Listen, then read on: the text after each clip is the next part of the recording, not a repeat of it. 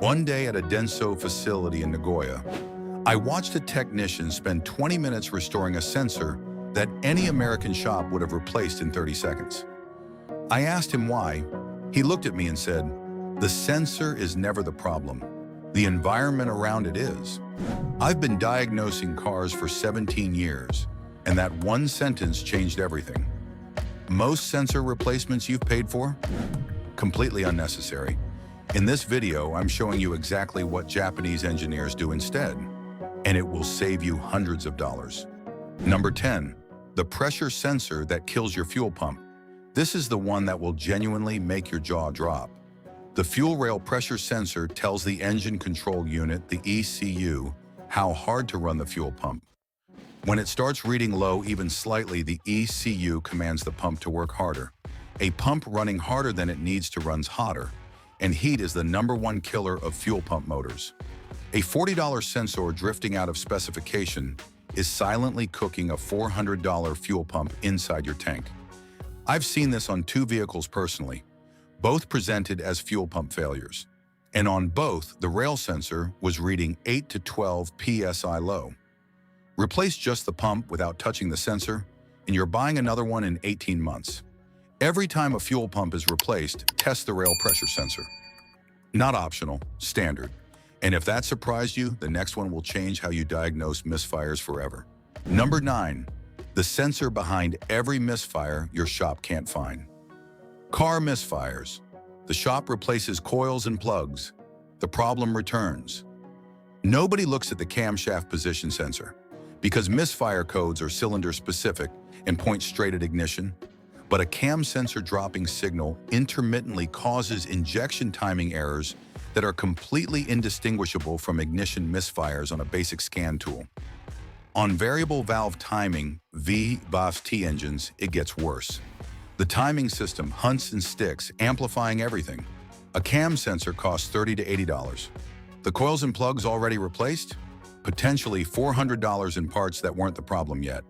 Whenever a misfire doesn't respond to ignition work, pull cam sensor data on a live scanner and watch for signal dropouts. That's where your answer usually is.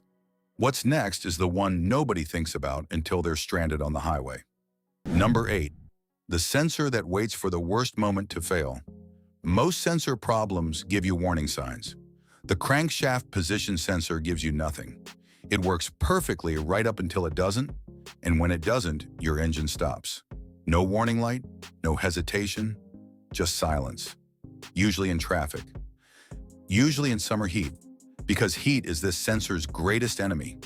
What I've seen repeatedly, people replace it after being stranded, go back to normal, then get stranded again, because they used a cheap aftermarket unit with the same heat tolerance problem.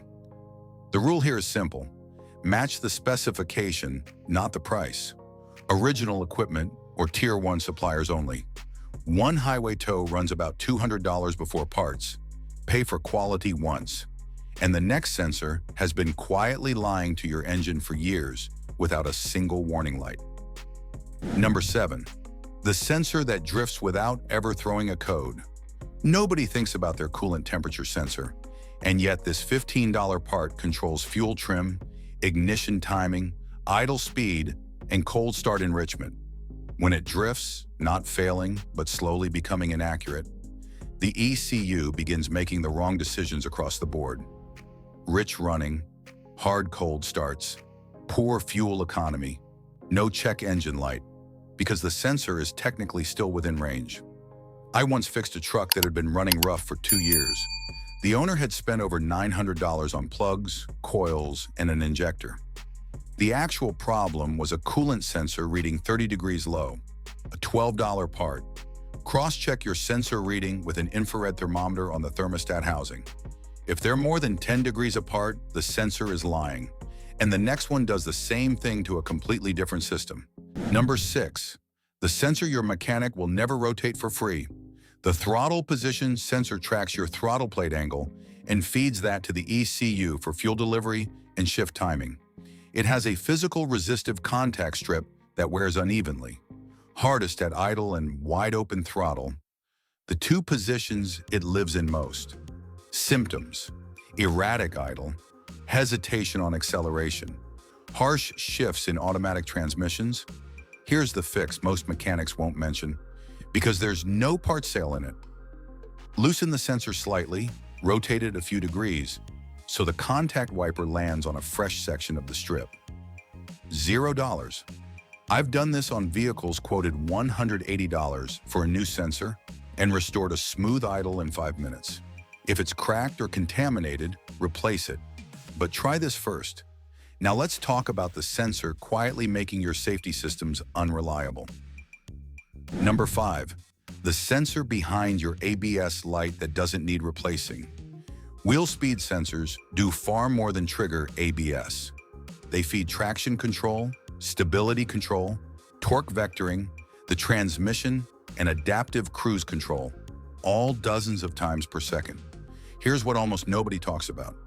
Metallic debris from brake dust accumulates on the magnetic pickup face and corrupts the signal. You get an ABS light, and standard advice says replace the sensor. The Japanese approach, clean before you condemn, 1 bolt, a lint-free cloth, and 2 minutes. Also inspect the tone ring for chipped or missing teeth. Roughly 1 in 3 wheel speed sensor codes is contamination or a damaged tone ring, not a dead sensor. The environment is the problem, not the component. And that's exactly the pattern you'll see in the next one too. Number 4, the MAF sensor being killed by what comes before it. The mass airflow sensor reads airflow in grams per second, and it's being suffocated by clogged air filters run 20,000 to 30,000 miles past their service interval. I've pulled MAF sensors coated in oil mist from blow-by drawn back through the intake. Change your filter every 15,000 to 20,000 miles, and clean the MAF element with electronic safe MAF cleaner. Not carb cleaner, not brake cleaner. Those destroy it. 10 seconds of cleaning can save you $80 to $300.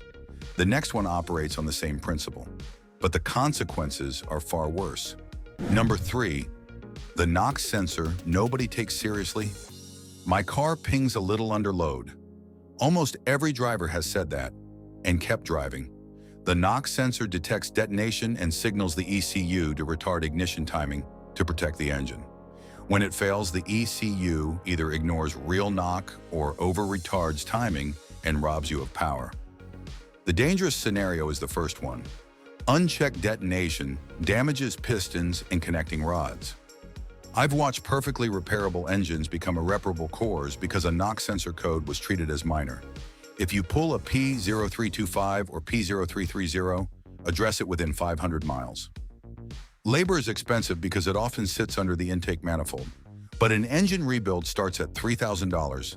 The math is easy, and what's next is a sensor that puts mechanics in an endless loop they never escape. Number 2, the NOx sensor that will put your truck in limp mode. NOx sensors on diesel trucks and some GDI engines monitor the SCR emission system. They cost $300 to $800 original equipment. So the internet is full of $80 aftermarket alternatives. Here's what those listings don't tell you.